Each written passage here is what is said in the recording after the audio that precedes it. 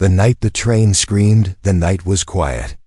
Only the wind moved the leaves on the ground. Jace walked home slowly, his hands in his jacket pockets, his boots crunching on the gravel road beside the train tracks. The moon was full, casting a soft silver glow over the rails. He had just finished a long shift at the auto repair shop and was thinking about leftover pizza in his fridge. Suddenly, he heard it. A scream. It wasn't human. It was high-pitched. Broken and full of fear, Jace stopped. He looked around. "Hello?" he called out. There was no answer. But then he heard it again. It came from ahead near the old rail crossing, a place trains rarely passed anymore. He ran. His heart pounded faster than his footsteps. As he reached the crossing, his flashlight shook in his hand. When he turned the light toward the tracks, what he saw made his stomach drop. 2 figures were lying there. They weren't human. They had long arms, strange skin with a soft glow, and their clothes were torn and bloody. One was unconscious. The other had large, glassy eyes filled with tears. She looked at him and raised a shaking hand. "Help, please," she said, her voice weak but clear. Jace's legs moved before his brain did. He dropped his bag and flashlight, jumped onto the Kalvankov tracks and rushed to them. Then he heard it. A train. Fast. Close. The rails started to hum. Lights in the distance grew brighter. "No, no, no," he shouted, grabbing the conscious alien first. She was lighter than he expected. He pulled her over his shoulder and ran back toward the edge of the tracks.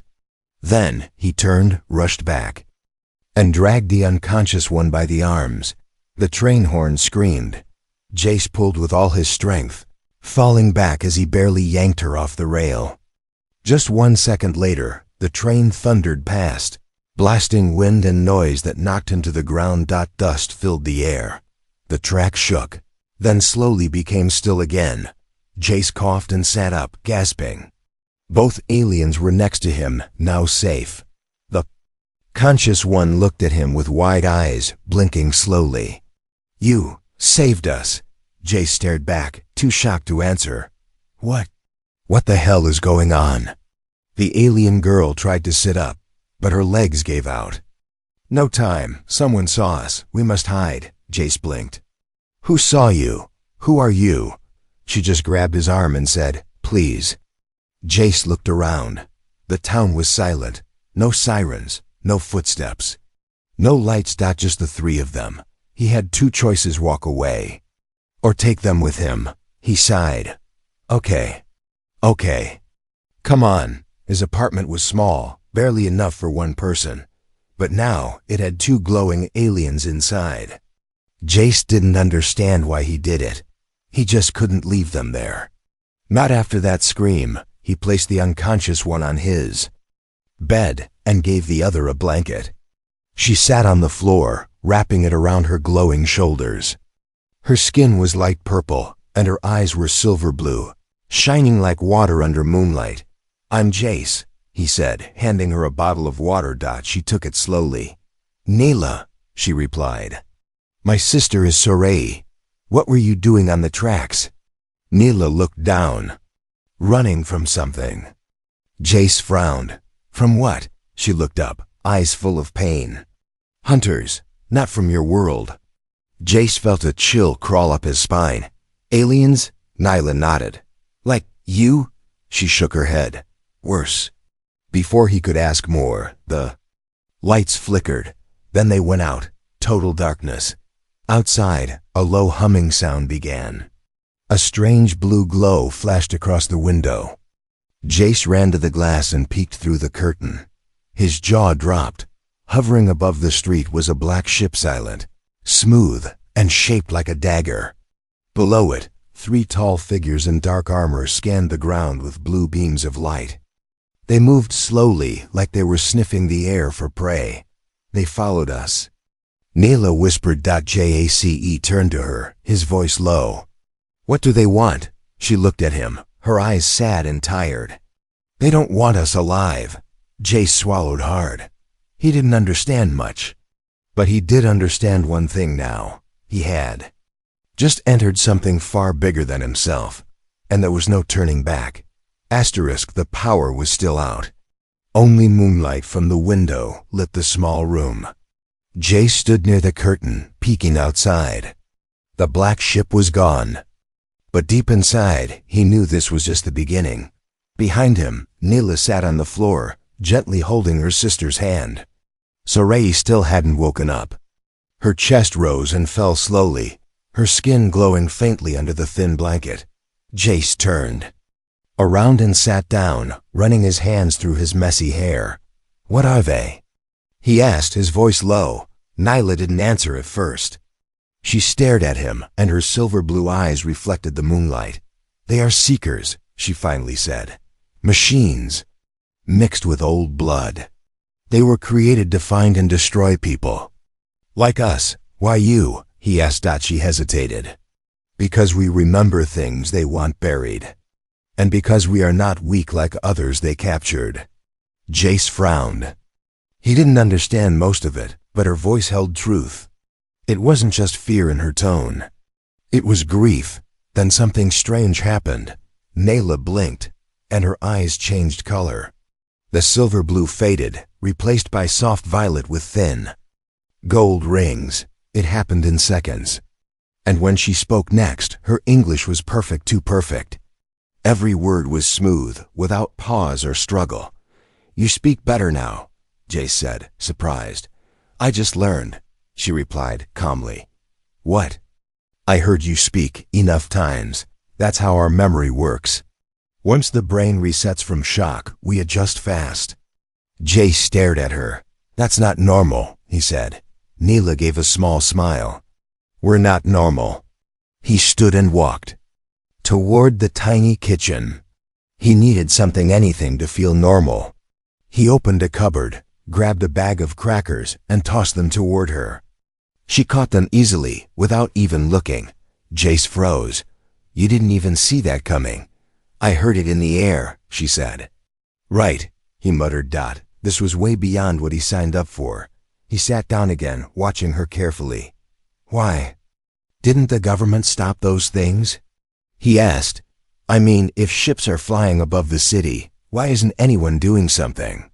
Neela opened the bag of crackers and took one. "They're not seen by your kind," she said. "Not unless they want to be seen. You mean like cloaking?" She nodded. "And the people around us, the ones that passed by when I carried you?" Nobody said anything. Nobody reacted.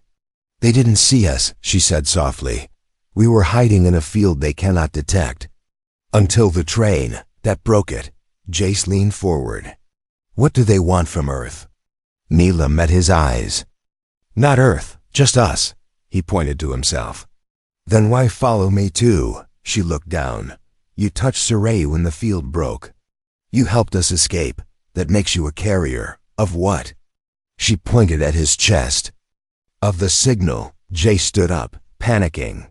"Signal? You mean I've been tracked now?" "Yes," she said calmly. He began pacing the room. "So you're telling me I pulled you off the tracks, and now I've got alien robots chasing me because of a signal I didn't even know existed?" "Yes." Jace stopped and sighed hard. He rubbed his forehead. "Great, just great," Sarai groaned. Her fingers twitched. Her eyes opened slowly, and Jace froze again. Her eyes were golden, with black diamond-shaped pupils. They glowed gently, like stars in the night. She looked around, confused and weak. Neela rushed to her and whispered something in their native language. Sarai listened, then looked at Jace. Her lips parted, and she said something strange. "A question." Jace shook his head. "I don't understand," Neela translated. She asked, "Why did he save us?" Jace looked down at his hands. "I don't know," he said honestly. "Maybe because no one else would." Sarai stared at him. Her breathing was slow. Then she nodded once, like she understood something deep. "You are not like the others," she whispered in perfect English. Her voice was soft, musical. "They would have left." Jay shrugged. "I'm not a hero. I just couldn't let you die." Neela stood now. She walked toward the window and looked out again. The sky was quiet, but her eyes narrowed. "They will come again," she said. "But this time stronger. You must decide soon, Jace." "Decide what? If you want to help us or stay alive." He stared at her. She pointed to her arm. The skin shimmered, and suddenly something emerged, a tiny crystal, hidden under her skin, glowing with strange light. Saray sat up and did the same. A second crystal, smaller but pulsing, appeared in her palm. Jace backed away. "What are those?" "They are keys," Nyla said. "And the reason we're hunted." "And now," Saray added, "you're part of it too." Jace looked at both of them, two glowing aliens in his living room, and a whole universe watching them. He didn't ask for this, but something inside him whispered, "Don't walk away." Rain fell gently over the city, tapping on the windows like tiny fingers. Jace sat on the couch, wide awake, while the two alien sisters rested on the floor nearby. A small lamp powered by battery gave the only light in the room. Outside, the streets were quiet, but Jace felt something heavy in the air. A kind of tension that didn't belong. He stared at the small crystal on the table. It pulsed with a soft blue light. It had been taken out from under Nyla's skin, but it was alive. Like it was breathing. Jace rubbed his hands together, trying to warm up. "How is this thing a key?" he finally asked. Nyla didn't open her eyes. "It opens memories, maps, places that were lost. To some, it's just data. To others, it's everything." "And now they'll come for it?" Saray's voice was soft. "They already are." That's when the sound came deep and low, like thunder trapped in a glass box. The apartment trembled slightly. Jace ran to the window and peeked through the curtain. His heart dropped.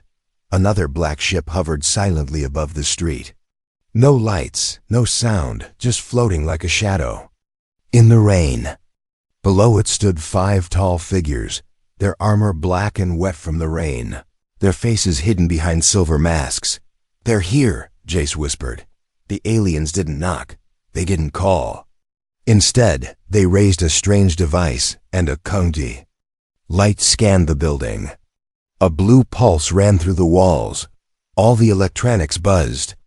Jace's watch cracked. His old TV smoked. "They're searching," Nyla said, now fully awake.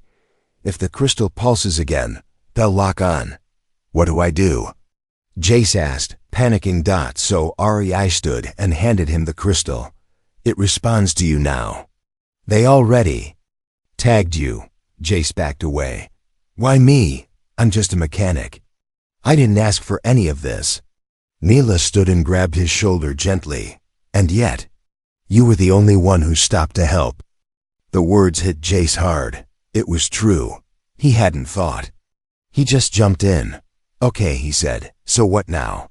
Saray walked to the closet and pulled out the old duffel bag Jace kept for camping.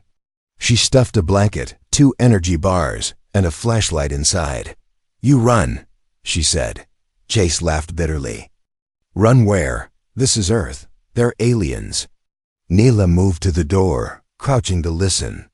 "There are old tunnels beneath this building, sewers. You can lead us through them." "I've never even been in them," Jace replied. "You'll figure it out," she said, her voice calm. "You're human. That's your gift." Just then, the building shook again.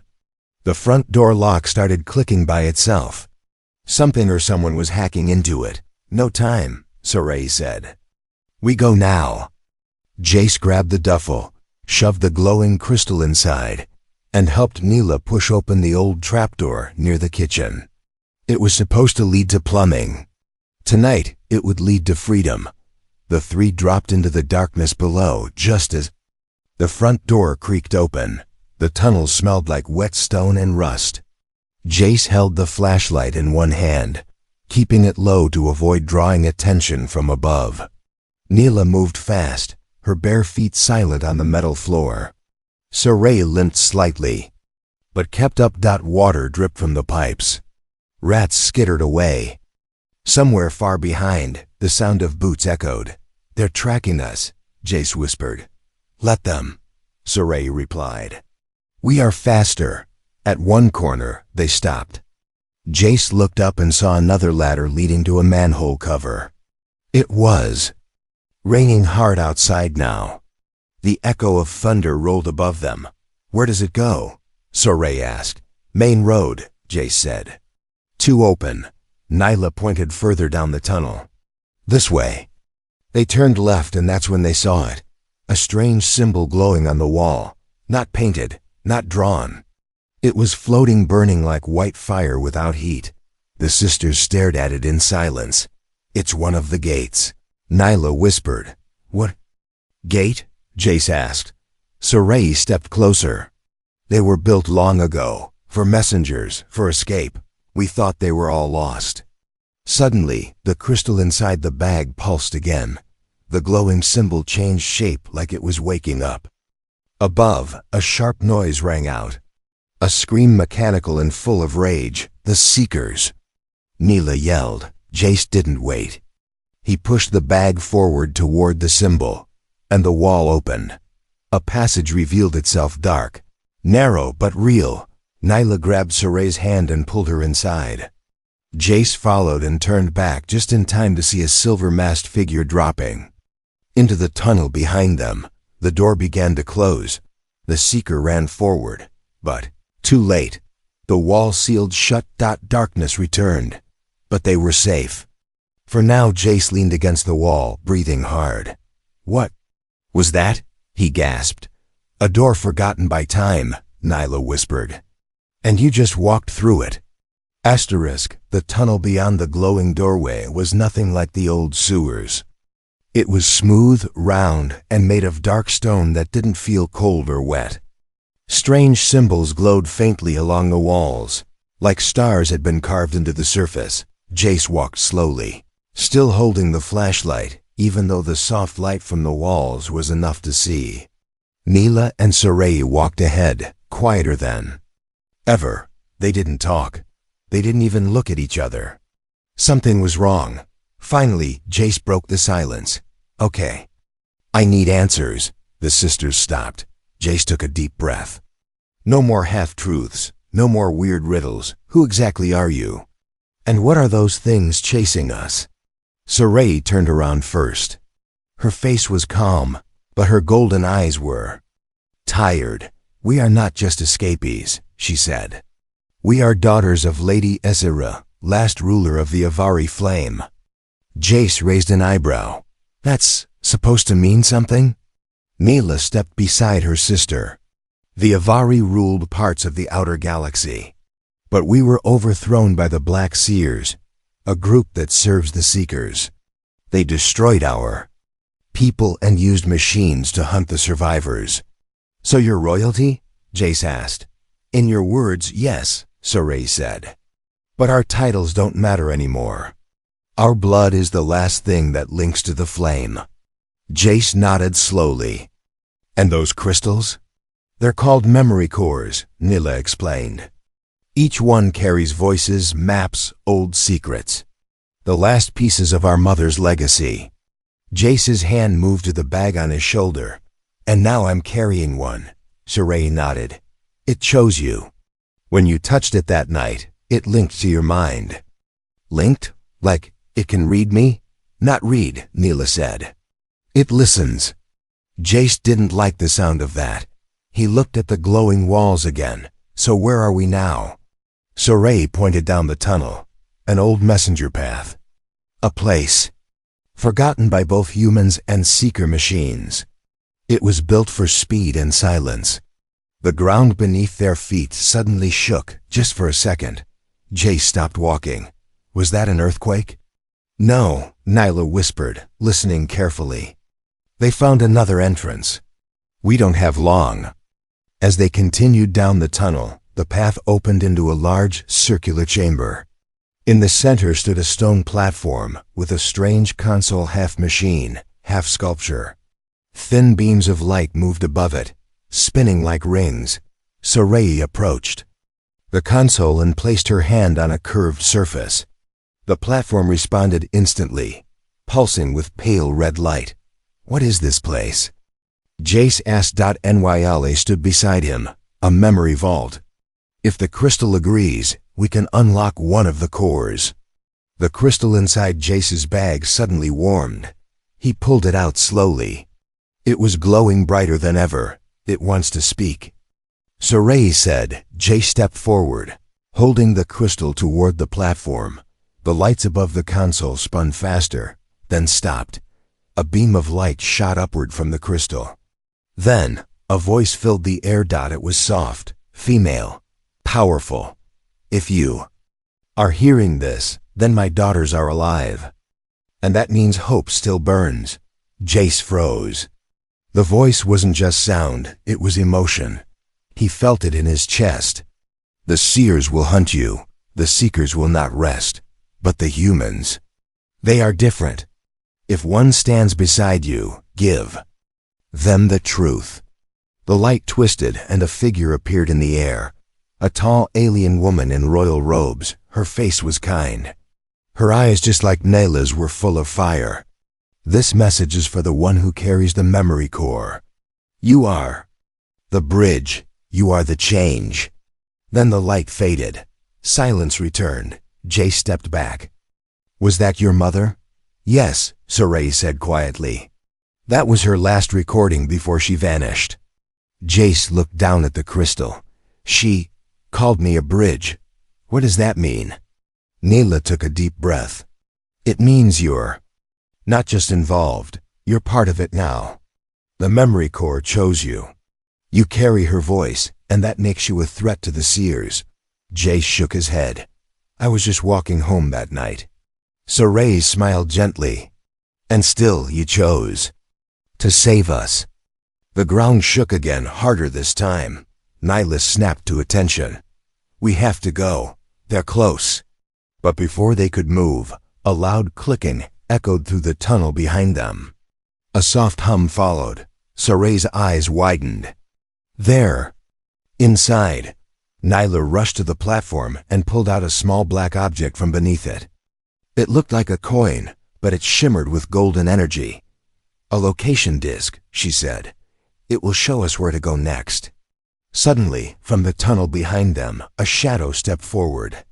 A seeker taller than before, its armor cracked, and glowing from inside like it was burning. Jace grabbed the crystal tightly. The seeker spoke, its voice deep and metallic. The flame ends here. Saray stepped in front of Jace. No, she said firmly. It begins again. The crystal in Jace's hand pulsed hard, and the air around them shattered like glass. For a moment, the world felt like it had frozen. Jace couldn't hear anything, couldn't move. The air itself shimmered like reality had cracked around them. The seeker reached for them, but its hand stopped in midair, stuck in place. Time wasn't moving. The crystal in Jace's hand pulsed again, stronger this time, glowing with wild, blinding blue light. Then suddenly, everything shifted. With a flash of white, they were gone. When Jace opened his eyes, they were no longer in the underground vault. They stood on a flat metal surface, surrounded by stars. Above them, open sky. Around them, darkness, except for strange towers rising from the ground like bones of some ancient machine. And far in the distance, Earth, small and blue. Peaceful. Jace looked down. The ground was warm, not cold. He turned to Nyla, who stood beside him, holding the golden location disc. What? Where are we? Saray stepped forward, her eyes glowing bright. A beacon space, she said. One of the oldest places our ancestors left behind. Nyla nodded. Built for one purpose, broadcasting a final message. Jace gripped the crystal tightly. And it brought us here? Yes, Nyla said. You didn't just activate the memory core. You woke it up fully. As she spoke, the towers around them lit up one by one. Pale blue lights crawled along their surfaces like veins. Above them, in the empty air, shapes began to form a giant map of the stars. Then, in the center of the sky, a glowing sigil. burned into view. Jace didn't recognize the symbols, but they felt ancient. Powerful. Suddenly, a voice different from before spoke into the space. Final flame broadcast authorized by Core Memory Alpha. Jace's heart pounded. Stars around them shifted. Earth vanished. In its place, the faces of strange alien species appeared, hundreds of them. Some looked human. Others had wings, fur, or glowing skin. All of them stared ahead as if watching through invisible windows. "What's happening?" Jace whispered. "You're sending the message," Neela said. "To everyone. Across the galaxy." The platform beneath them hummed, and the same woman from the last message, Lady Syra, appeared again. Floating above the ground. Her voice was clear, filled with pride and sorrow. "To all who still remember the old paths. My daughters. Live. The seers failed. The flame still burns." The alien faces on the star map blinked. A ripple of reactions passed through them. Some looked afraid, some confused, others hopeful. One among the humans has joined them, a protector, a witness. The bond is made. Jace took a step back. "Wait, she's talking about me?" "Yes," Saray said gently.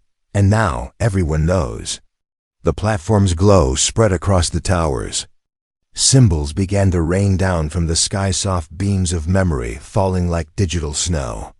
One touched Jace's shoulder, and his vision filled with images.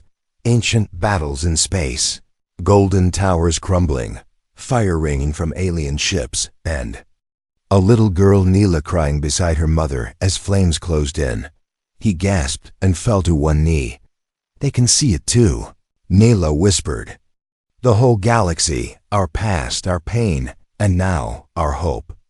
Saray pointed toward the sky. "But not everyone will be happy. The seers will see this as war." Jay stood, heart racing. "I didn't want war." "Too late," Nyla said. Map of faces flickered, some now angry, their screens turning red. Flame transmission complete. Galactic record updated. The towers dimmed. The map faded. The beacon went dark. Silence returned. For a moment, none of them moved. Then a crack echoed through the space. The air behind them rippled, and a shadow stepped out. Another seeker. But this one was different, taller, heavier. Its armor glowed with orange fire. It looked down at them with a single burning eye. "Human," it said in a deep voice. "You have broken the seal." Jace didn't speak. He simply tightened his grip on the crystal dot. The seeker stepped forward. "You are now marked across 13 systems. There will be no hiding." Saray moved beside Jace. "Then let them come." Neela held up the golden disc. It flashed once, and the platform beneath them opened, a transport pod rising from below. "Time to go," she said. Jace didn't argue. They jumped in. The pod closed. As it launched back toward Earth. Jace looked through the window. Far behind them, the seeker watched, unmoving. And above it, in the sky, the sigil of the flame burned one last time. Before fading into black. The pod shot through space like a silent bullet, glowing trails left in its wake. Inside, Jace sat strapped into a curved seat, arms crossed over the crystal resting in his lap. He wasn't shaking anymore. He was beyond fear now. His mind raced with everything he'd seen, aliens watching through the stars, Lady Ezra's voice echoing across galaxies, the seeker that spoke his name like a curse. Next to him, Neela stared out the small round window. Saray sat across, checking a small device glowing with shifting lines and colors. "Where are we landing?" Jace asked. "Back on Earth," Nyla replied. "But far from where we started." Jace raised an eyebrow. "We're just going back?" "We need allies," Saray said. The broadcast lit a fire across the stars. "Some will answer, some will want your head." "And the seers?" he asked. "They're already moving," Nyla answered, her voice low. Jace looked down at the glowing crystal. It pulsed softly, but now it felt heavier in his hands, like it knew what it had done. It had turned him from a small-town mechanic into a galactic fugitive. The pod suddenly shook. Alarms blinked red. What now? Jace shouted. Saray stared. At her screen. Incoming craft. 1-3. Hostile? Jace asked. Nyla didn't answer.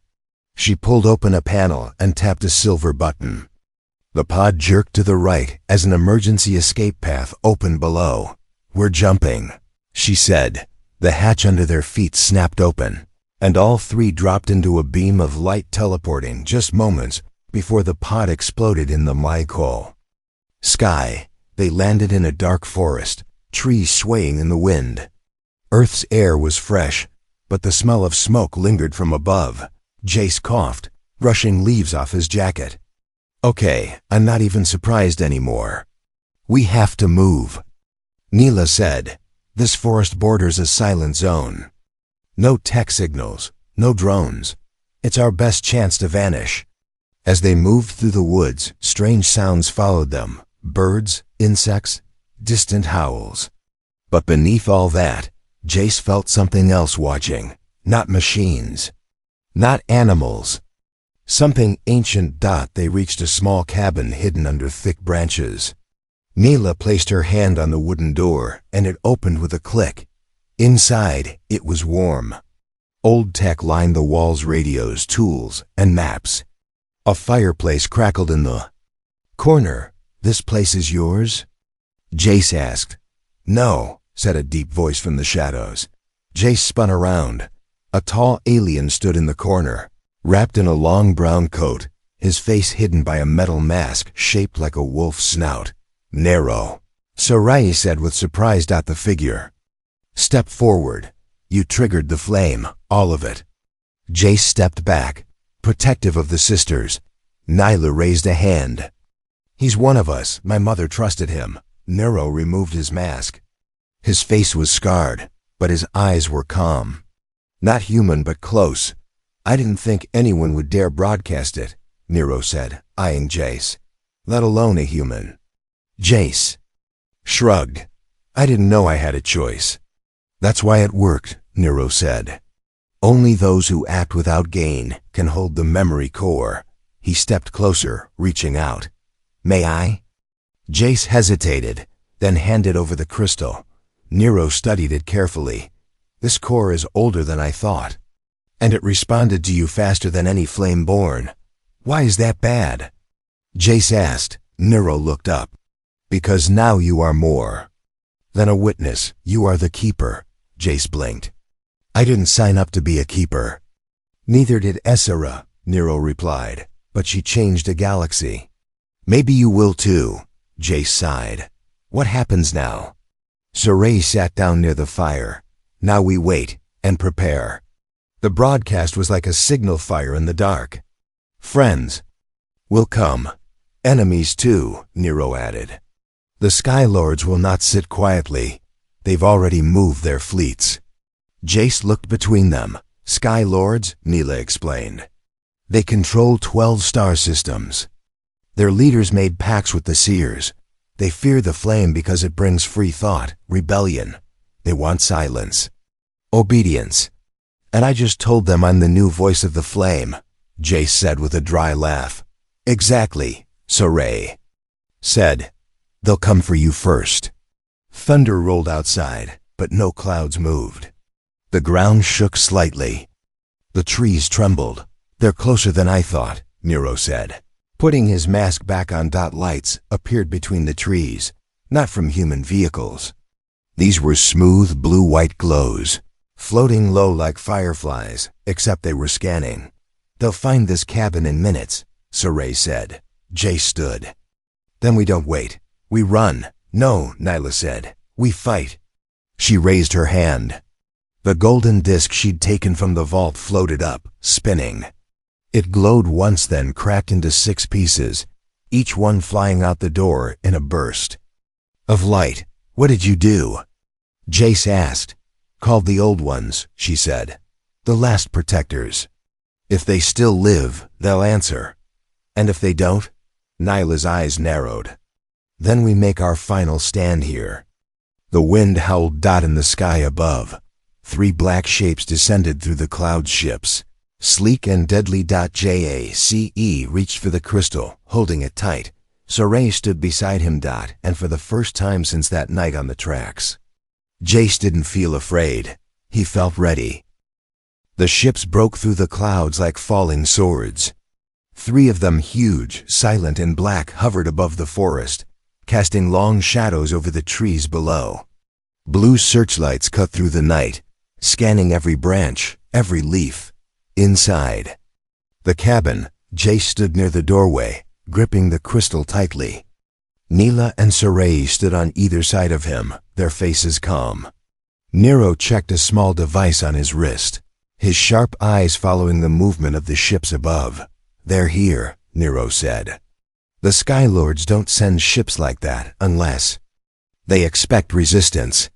"Well," Jace replied, "they're going to get it." Suddenly, the golden pieces of the signal disk split apart by Neela earlier began to return. One by one, they flew back through the broken cabin window, each followed by something more surprising. They weren't alone anymore. From the dark woods came 5 figures, stepping into the firelight one by one. A tall woman made of crystal, a cloaked alien with silver feathers, a short being with 4 arms and glowing hands, a giant lizard-like warrior with tribal paint, and finally, an old man with human eyes but alien skin. Neela bowed her head. "The protectors have come." The old man looked at Jace. "So you're the one who answered the flame." Jace didn't know what to say. "I just pulled them off the tracks." "That's how it starts," the man replied. "One choice. One moment of mercy. It changes everything." Outside, the ships opened. Long ropes dropped, and armored figures descended, seeker drones with glowing red eyes and pulse rifles in hand. Jace looked around. "We can't fight them all." Nero smiled under his mask. "We don't need to win. We just need to show the galaxy we stood our ground." The protectors took their positions. Neela and Soray stepped into the center of the clearing with Jace between them. The crystal in his hand began to glow again, this time brighter than ever before. "What's happening?"